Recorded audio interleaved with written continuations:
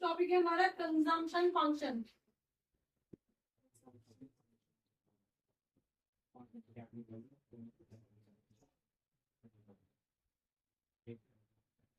हाँ जी, जिसको हम प्रोपेंसिटी टू कंज्यूम भी कहते हैं।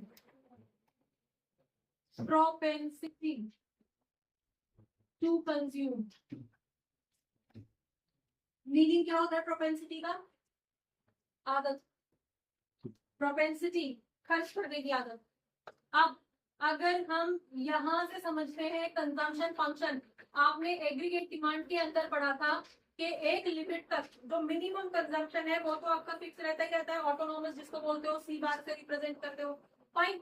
लेकिन उसके बाद में जैसे जैसे आपकी इनकम बढ़ती जाती है कंजम्पशन अकॉर्डिंगली बढ़ता चला जाता है। तो ये क्या शो कर रहा है कि कंजम्पशन इनकम के साथ रिएक्ट करता है। फाइन। इकोनॉमिक लैंग्वेज में अगर आप एक फंक्शन, एक स्टेटमेंट बना रहे हो, एक इक्वेशन शो कर रहे हो, तो क्या शो कर कि कंजम्पशन का इनकम के साथ फंक्शनल रिलेशनशिप है। जैसे जैसे इनकम बढ़ती है वैसे वैसे खर्चे बढ़ते हैं।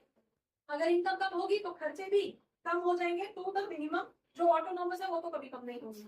राइट। तो ये हमारा कंजम्पशन फंक्शन बोला जाता है। क्लियर? तो कंजम्पशन फंक्शन से कि कंजम्पशन का इनकम के साथ एक फंक्शनल रिलेशनशिप होता है। जैसे जैसे इनकम बढ़ती है वैसे वैसे खर्चे भी बढ़ते चले जाते हैं।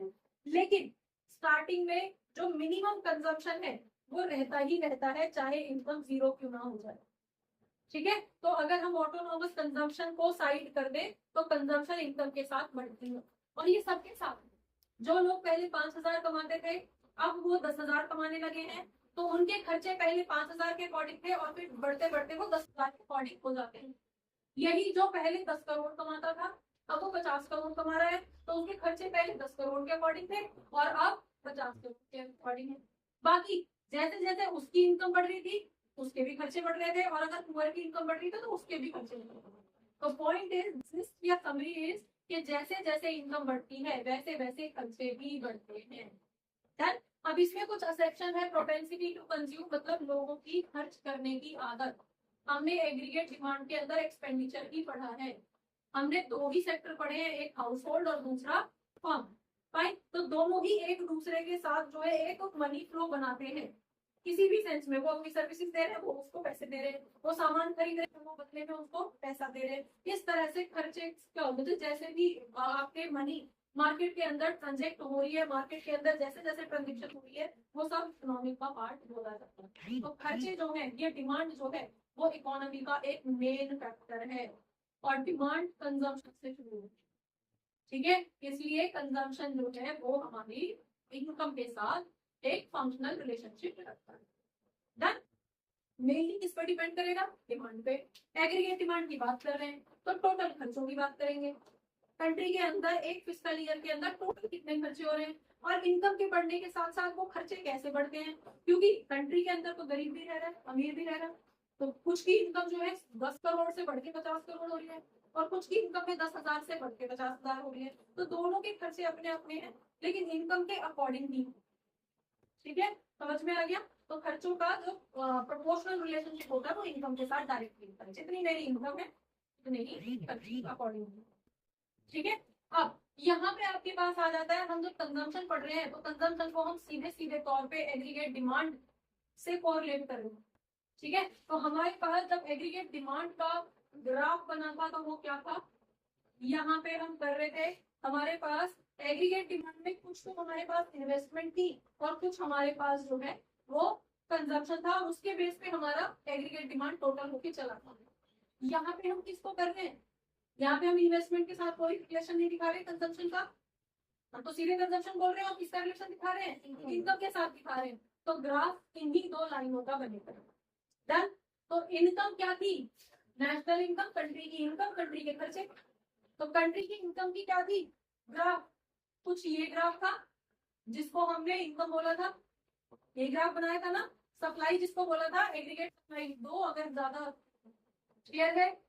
और कंजम्पशन का खर्च वो कहाँ से स्टार्ट हुआ था, कर्व यहाँ से, क्योंकि हमें यही दोनों ग्राफ दिखाने हैं, यही दोनों दिखाने ग्राफ में। तो कंजम्पशन कर्व कुछ यहाँ से स्टार्ट हुआ था और फिर नीचे चला गया था। ये था, ये क्या था, कंजम्पशन।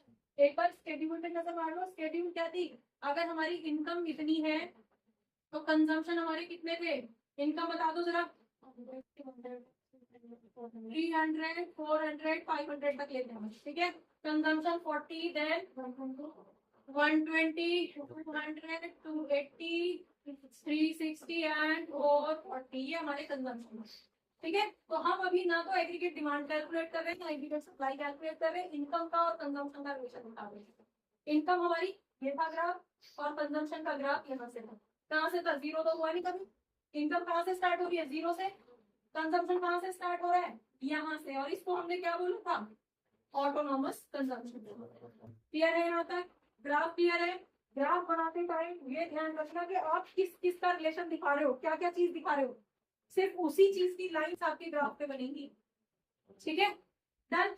अब देखो यहाँ पे आपका ये जो कंजम्पशन है, पहले इनकम कम थी, कंजम्पशन ज्यादा था, कौन सा फेज था, ये वाला फेज। क्या है यहाँ पे, इनकम कम है, खर्चे ज्यादा है, तो ये वन, समझ में आ गया।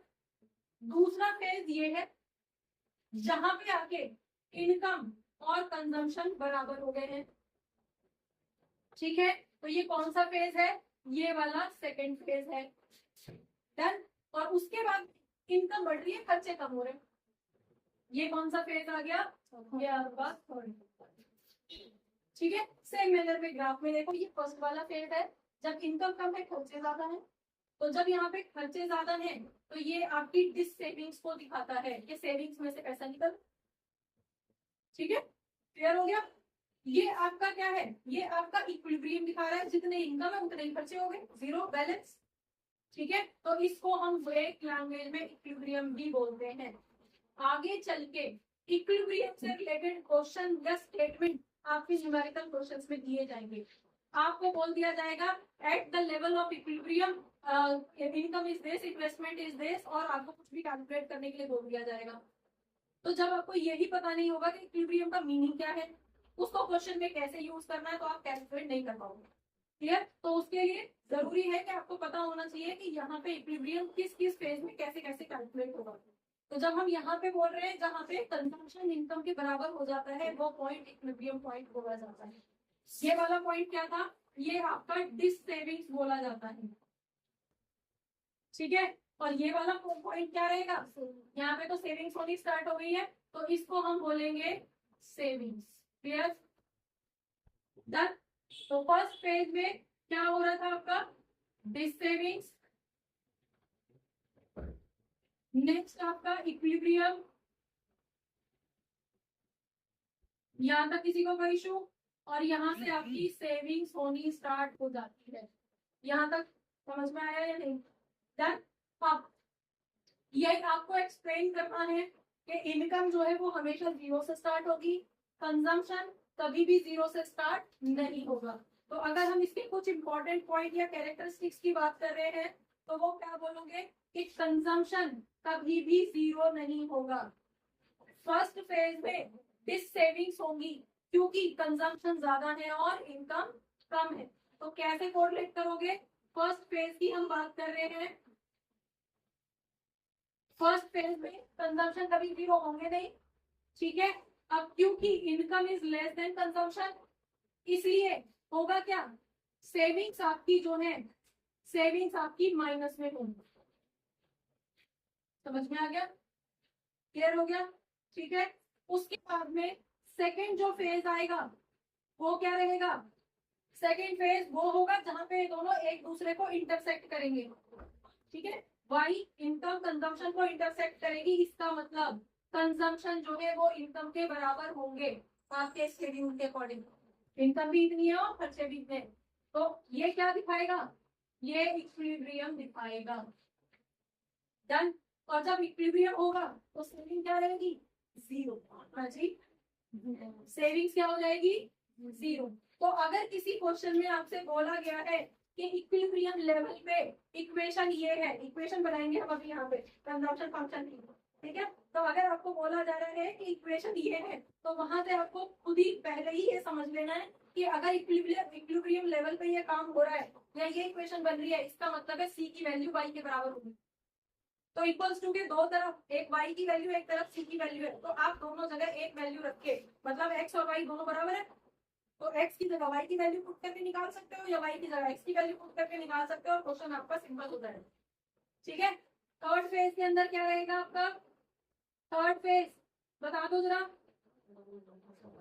हाँ जी, इनकम ज्यादा है, सेविंग इनकम आपकी ज्यादा है, सेविंग उससे कंजम्पशन से, तो यहाँ से आपकी सेविंग्स जो है वो पॉजिटिव हो जाएंगी।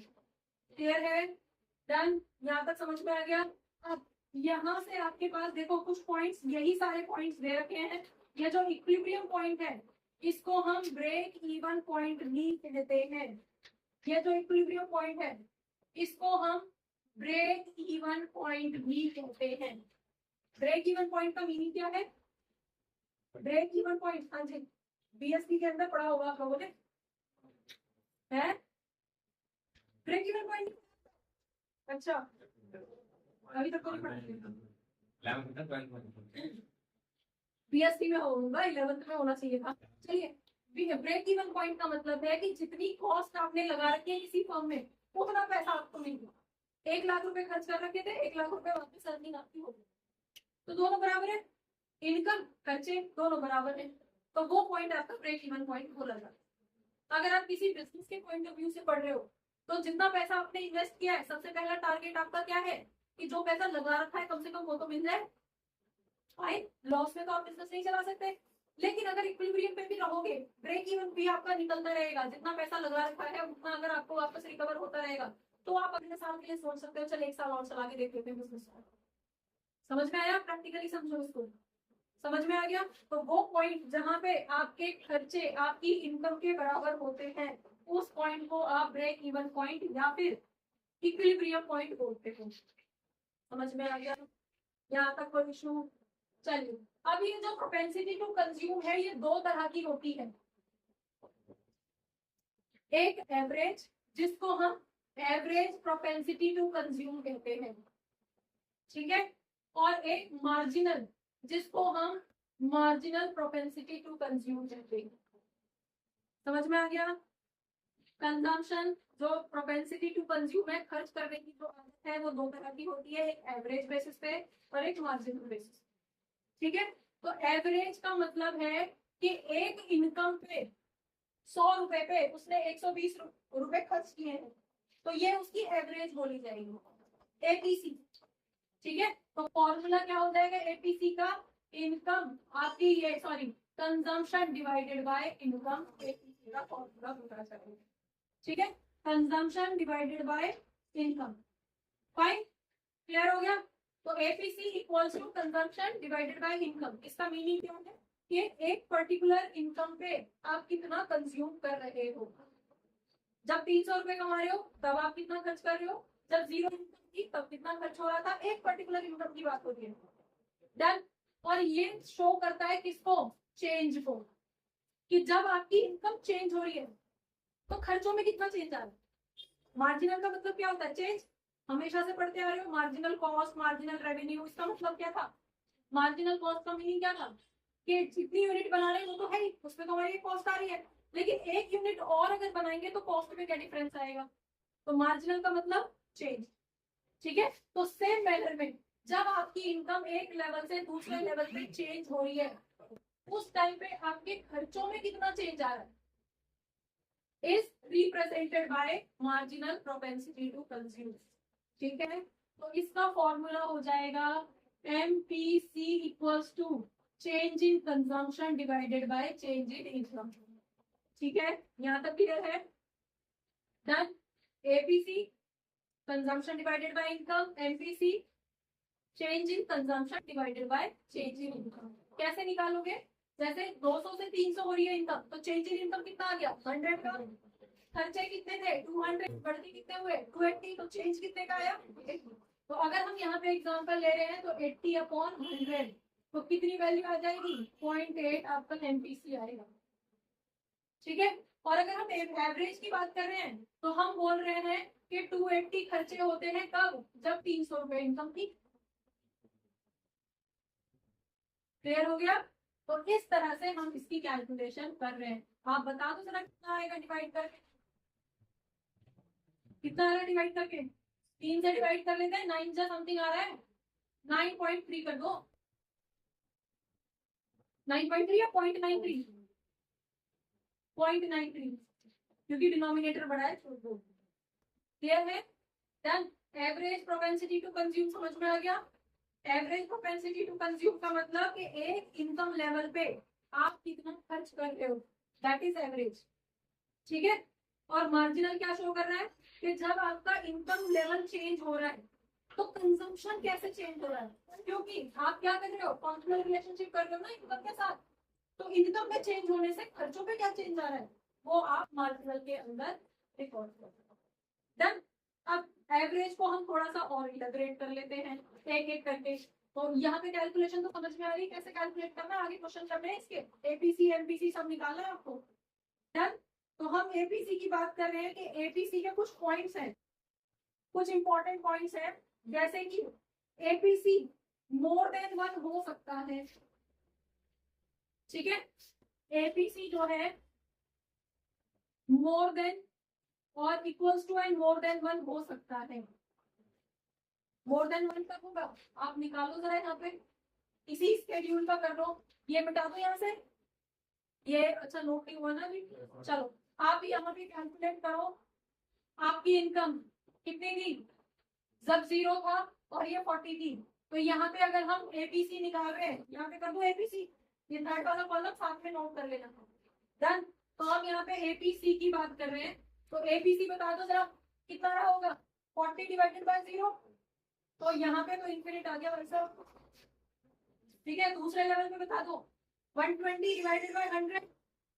क्लियर है, क्लियर है। तो 120 डिवाइडेड बाय 100 1.2। यहाँ पे 200 डिवाइडेड बाय 200 1। यहाँ पे हमने वहां निकाला ही था 9.3। ठीक है, 0.93 तो 0.93। यहाँ पे कितना आएगा 0.9049 ठीक है। और यहाँ 0.88। तो अब आप देखो कि एपीसी जो है वो मोर देन 1 था फर्स्ट फेज में। ठीक है। इक्वल्स टू होगा सेकेंड फेज में आके, और थर्ड फेज में आके वो लेस देन 1 होता चला जाएगा। क्लियर हो गया। तो APC can be more than 1, less than 1 and equals 1। तो यहाँ पे सेंटेंस आपका मोर देन 1 हो सकता है, एपीसी इक्वल्स टू 1 हो सकता है, और एपीसी लेस देन 1 भी हो सकता है, according to the phases first second third. यहाँ तक क्लियर है। नेक्स्ट आपके पास एपीसी कभी भी 0 नहीं हो सकता। क्या रीजन है 0 ना होने का, एपीसी कभी भी 0 नहीं हो सकता। कंजम्पशन कभी 0 यस, क्योंकि न्यूमरेटर में हमेशा कोई ना कोई वैल्यू रहेगी। डिनोमिनेटर 0 हो सकता है, 0 लेवल ऑफ इनकम पे खर्चे तब भी है। तो जब न्यूमरेटर के अंदर वैल्यू है तो एपीसी तो इन्फिनिट है। समझ में आ गया। तो एपीसी कभी भी 0 नहीं होगा। और ये जो पॉइंट मैं यहाँ पे एक्सप्लेन कर रही हूँ, ये आपके एग्जाम पॉइंट ऑफ व्यू से इंपॉर्टेंट होते हैं। इसी तरह के एमसीक्यू फिलअप्स वगैरह आते हैं लास्ट में। ठीक है। ये छोटे छोटे क्वेश्चन आपसे एग्जाम के अंदर एमसीक्यू के फॉर्म में आते हैं। तो क्या एपीसी कभी 0 हो सकता है, एट इक्विलिब्रियम लेवल इनकम कितना होगा, एपीसी कितना होगा, एमपीसी कितना होगा, इस तरह के छोटे छोटे 1 नंबर के क्वेश्चन आपसे आते हैं। तो जब तक आपको ये क्लियर नहीं होगा तब तक आप कर नहीं पाओगे, फिर आप वेट करते रहोगे। ओए 3 का ही बात आ गई है ना, ऐसे करते हैं ना फिर लास्ट में, है ना। तो फिर उसके भरोसे बैठे रहोगे, और ये भी कोई गारंटी नहीं है कि उसका ठीक है जो आपको बता रहा है। ठीक है। तो अपने कॉन्सेप्ट को अच्छे से पकड़ लो। डन। नेक्स्ट आपके पास आ जाएगा एपीसी फॉल होता है जैसे जैसे इनकम बढ़ती है। तो एपीसी फॉल होता है कब, जब इनकम इंक्रीज होती है। जैसे जैसे इनकम बढ़ी एपीसी देखो फॉल होता चला गया। तो फॉल तो होगा लेकिन 0 कभी नहीं। समझ में आ गया। तो ये कुछ पॉइंट्स हैं आपके एपीसी के। डन। समझ में आ गया। आगे बढ़ो। चलिए अब आ जाते हैं एमपीसी पे। तो एमपीसी आपका क्या है? MPC marginal propensity to consume है कि मार्जिनल जब इनकम बढ़ती है तो खर्चे कैसे बढ़ते हैं। ये दो तरह से बढ़ सकते हैं। इसको हम डिवाइड कर लेंगे किसमें? रिच में एंड पुअर में। ठीक है, रिच और पुअर की बात कर लेते हैं इसमें हम। रिच और पुअर यहाँ पे बता दो। पहले हम यहाँ पे एक एमपीसी का कॉलम बना लें। मेरे पास डिफरेंट कलर नहीं है इसीलिए कर देती हूँ। एमपीसी बता दो जरा। फर्स्ट लेवल पे तो कोई चेंज आएगा ही नहीं क्योंकि चेंज तो दूसरे से कंपेयर करेंगे तभी होगा। तो सेकंड यूनिट अब बता दो जरा। इनकम में कितना चेंज आया? 100 का। इसमें कितना चेंज आया? 80 का। तो 80 अपॉन 100 कितना गया? 0.8। ठीक है, अब क्योंकि हमने तो हर जगह 80 का और 100 का डिफरेंस ले रखा है तो सब जगह 0.08 ही रहेगा। ठीक है, 0.8 क्लियर हो गया क्योंकि हमने सेम गैप ले रखा है इसलिए। लेकिन ये जरूरी नहीं है कि ये रहेगा, बट ये मैक्सिमम जो है 1 हो सकता है। और मैक्सिमम 1 कौन सी सिचुएशन में होगा? एमपीसी आपसे क्वेश्चन आ गया कि क्या एमपीसी कभी 1 हो सकता है? सिचुएशन दे दी है ये। आप बताओ क्या एमपीसी कभी 1 हो सकता है? एमपीसी का मीनिंग क्या है? एमपीसी से समझ में क्या आया आपको अभी तक? या करना क्या है मैम? आप बोलती जाओ। बैठे तो हैं? आंखें खोल के बैठे इतना कम है क्या? अब क्या बच्चों की जान लोगी? है ना? हाँ जी, एमपीसी का मीनिंग क्या है? अच्छा, मार्जिनल प्रोपेंसिटी टू कंज्यूम। लेकिन इसका मीनिंग क्या है?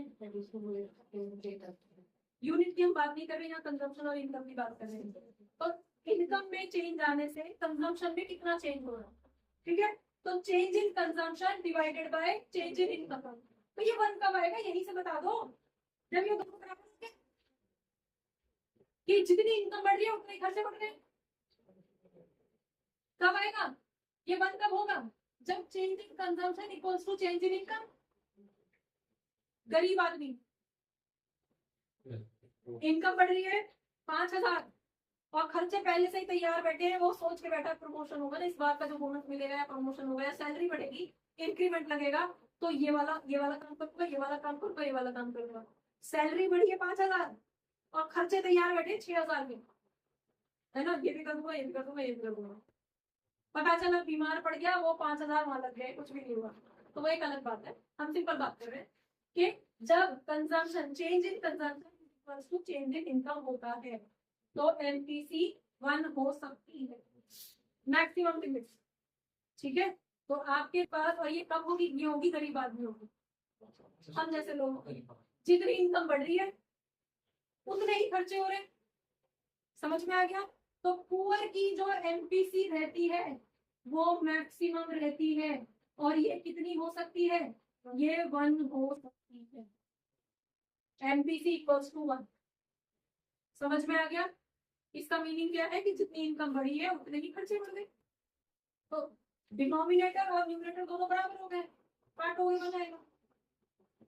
क्लियर? और ये किसकी होगी? जिसकी इनकम ही इतनी बढ़ती है कितने खर्चे होंगे। यही अंबानी का एग्जांपल ले लो एक बार। करोड़ों में मिल रहा है भाई साहब, 1,000 करोड़, है ना? बच्चे भी किस्मत लेके पैदा हुए अंबानी के घर भाई, तो उनके खर्चे एक मैक्सिमम लेवल तक। उनके बच्चे इंटरनेशनल यूनिवर्सिटीज में पढ़ रहे हैं, इंटरनेशनल स्कूल्स में पढ़ रहे हैं। जो फैसिलिटी आप एक उसमें कंज्यूम कर सकते हो वो फैसिलिटी आप ऑलरेडी कंज्यूम कर रहे हैं। ठीक है, बिजनेस कितना बढ़ रहा है? अगर बिजनेस में ग्रोथ हो रही है, 1,000 करोड़ का टर्नओवर मान दिया, फिर से पहले से ही 10,000 करोड़ चल रहा था, 1,000 करोड़ और बढ़ गए, तो चेंज कितने का आया? 1,000 करोड़ का। खर्चे कहां तक बढ़ाएगा इंसान? वो तो ऑलरेडी मैक्सिमम पहुंच कर रहे हैं, सारी फैसिलिटीज से ज्यादा क्या करेंगे? अब हम जैसे लोग हैं, हम तो ये सोचते हैं यार हमारा बच्चा जो है इस स्कूल में पढ़ रहा है, इनकम बढ़ेगी तो अच्छे स्कूल में डालेंगे, इंटरनेशनल में डालेंगे। वो तो ऑलरेडी उसमें है, पीक पे है, तो उससे ज्यादा कहाँ भेजेंगे? अब वो उससे ज्यादा क्या है, नासा की क्रू जो है उस पे प्लॉट बुक करवा देंगे, इतना करवा सकते हैं, इससे ज्यादा और क्या करवाएंगे। ठीक है, तो इनकम बढ़ने से उनके खर्चे नहीं बढ़ रहे। समझ में आ गया, क्लियर हो गया। एग्जाम्पल किसका ले रहे हैं, रिच को ये बोल रहे हैं। तो ऐसे केस में इनकम जितनी बढ़ रही है, खर्चे उसके हिसाब से कुछ भी नहीं बढ़ रहे। क्लियर। तो आपके पास यहाँ पे क्या रहेगा, जो चेंज इन कंजम्पशन है दैट इज या तो वो जीरो है, ठीक है, और जब कंजम्पशन जीरो है तो zero upon change in y, zero upon 1000 crore, तो वैल्यू क्या रहेगी। तो रिच की एमपीसी जीरो होती है, रिच लोगों की नहीं, क्योंकि कंजम्पशन नहीं बढ़ रहा है उसके। हम यहाँ पे कंजम्पशन तो वो कर रहा है, हम हमारी इतनी इनकम नहीं जितने वो कंजम्पशन कर रहा है, लेकिन हम एवरेज की बात नहीं कर रहे, हम मार्जिनल की बात कर रहे हैं कि इस लेवल तक तो ठीक था जो है, जितने खर्चे जितने इनकम है दैट इज एवरेज। अब हम बात कर रहे हैं बढ़ने की, इनकम जितनी बढ़ रही है क्या खर्चे उतने बढ़ रहे हैं उसके, नहीं बढ़ रहे। एडिशनल की बात कर रहे हैं, कंफ्यूज मत हो ना, एवरेज की बात नहीं कर रहे। एवरेज में तो उसके खर्चे जो है जितना उसके नौकरों को सैलरी मिलती होगी, हमारी तो सबकी नहीं मिलेगी, है ना, तो हम उसकी बात नहीं कर रहे, है ना, तो दिल पे नहीं लेना बिल्कुल भी। हम एडिशनल की बात कर रहे हैं, डिमोटिवेट नहीं करना अपने आप को, ठीक है। तो एडिशनल की बात कर रहे हैं, और उसका एडिशनल कितना हो रहा है, उसका तो भाई का एडिशनल भी हजारों करोड़ में हो रहा है ना। हम तो सोचते नहीं है ना, सोचते नहीं, जिस गली जाना तो हम सोचते ही नहीं है। तो चेंज इन इनकम के कंपैरिजन में चेंज इन कंजम्पशन नेग्लिजिबल है, ठीक है। तो ऐसे केस में उनकी एमपीसी कितनी आएगी, जीरो है। तो क्वेश्चन जो यहाँ से बनता है वो ये बनता है कि पुअर की एमपीसी सबसे ज्यादा होती है, क्यों, ठीक है। यह एमपीसी किस केस में 1 हो सकती है, यह एमपीसी की वैल्यू किस केस में 0 हो सकती है, या एमपीसी का रिच या पुअर से क्या रिलेशन है। इस तरह के क्वेश्चंस वाइवा में, एमसीक्यू में, 2 नंबर के थ्योरी में, या पूरा प्रोपेंसिटी टू कंज्यूम को एक्सप्लेन करिए रिच के पर्सपेक्टिव से या पुअर के पर्सपेक्टिव से, लॉन्ग क्वेश्चन में किसी भी फॉर्म में आपके पेपर के अंदर इससे इस टॉपिक से रिलेटेड क्वेश्चन हर हालत में मिलेगा। समझ में आ गया, ठीक है, शॉर्ट में भी मिल सकता है, लॉन्ग में भी मिल सकता है। समझ में आ गया। तो ये रिच और पुअर जो ये बहुत कई बार आपको मिलेगा पढ़ने को, जब आप 10 ईयर पढ़ोगे तो आपको कई क्वेश्चन पेपर्स में रिच पुअर की डेफिनेशन मिलेगी। डन। तो रिच के केस में एमपीसी 0 हो सकती है और पुअर के केस में एमपीसी 1 हो सकती है। तो एमपीसी की लिमिट कितनी रहेगी, एमपीसी वेरी करता है कहां से कहां तक, 0 से लेके 1 तक इसकी वैल्यू होती है। जबकि जब आपने एपीसी निकाला था तो क्या था, इन्फिनिट से लेके लास्ट तक था, लेकिन 0 नहीं हुआ भाई, मर गया मिट गया, 0 नहीं हुआ एपीसी, क्योंकि कंजम्पशन थे हमेशा ये कंजम्पशन। लेकिन एमपीसी 0 हो गया किस केस में, जहां पे इनकम में ज्यादा चेंज आ रहा है और कंजम्पशन में चेंज नहीं आ रहा है, या बहुत कम आ रहा है, नेग्लिजिबल। डन। तो एमपीसी की वैल्यू 0 से 1 तक हो सकती है, और एपीसी की वैल्यू पॉजिटिव से इंफिनिट तक हो सकता है, और पॉजिटिव कुछ भी हो सकता है, 0 को छोड़, ठीक है। समझ में आ गया, मोर देन 0 कुछ भी हो सकती है एपीसी की वैल्यू, और एमपीसी 0 से 1 तक। क्लियर है, समझ में आ गया। इन फॉर्मूले को अच्छे से कर लो, क्योंकि ये फॉर्मूलों के बेस पे आप आगे चल के कैलकुलेशंस करोगे, तो ये फॉर्मूले धीरे धीरे इकट्ठे होंगे इतने सारे, फिर उन सारे फॉर्मूले को एक साथ यूज करके क्वेश्चन बनाओगे।